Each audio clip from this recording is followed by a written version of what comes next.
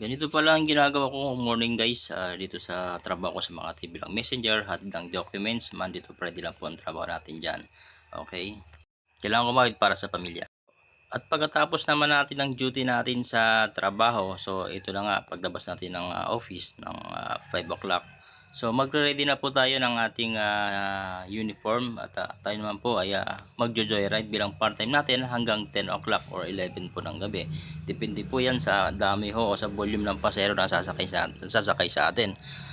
So kailangan ready po ang ating mga helmet, of course, ang ating uniform, ang belt bag. Kailangan po may belt bag po tayo para hindi po tayo mahirapang maglagay po ng ating mga kita.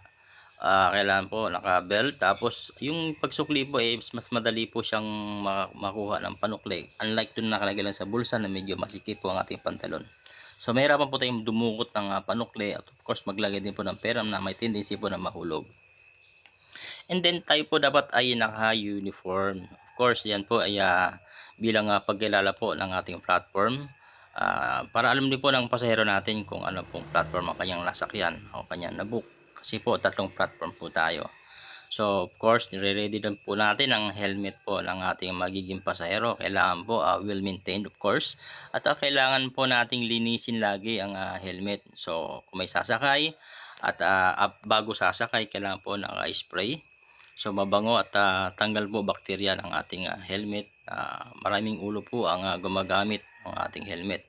So more than 1 year na po yung helmet na yan, pero proud to say na parang sariwang-sariwa pa rin po siya sa paningin po natin. Kailangan po maayos at maging komportable po ang ating pasahero habang ginagamit natin ang ating helmet na hindi siya nangangati at hindi siya parang komportable. Mas ganda komportable siya habang gamit yung helmet na ibinibigay natin sa kanya. Of course, siyempre, nakaka-proud din lalo't pinakikilala natin ang ating platform bilang isang joyride partner.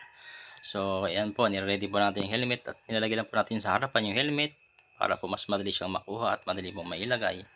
Of course, ready po natin yung ating hairnet na minsan hinihingi po ng ayan, of course, kung may protection po ang ating mga pasahero, dapat may protection din po tayo. Gaya po ng pagsuot po ng mask. Yan po ay protection din po sa atin laban po sa mga alikabok at usok po na ating pong nasasagap sa kalsada. Dahil sari-sari pong sasakyan ang ating nasasagap na sasakyan na kasalamuha dyan sa highway. Dapat nakalak po yung helmet natin dahil po oras na malakas ang hangin, hindi po siya liparin. Okay, safety po sa lahat.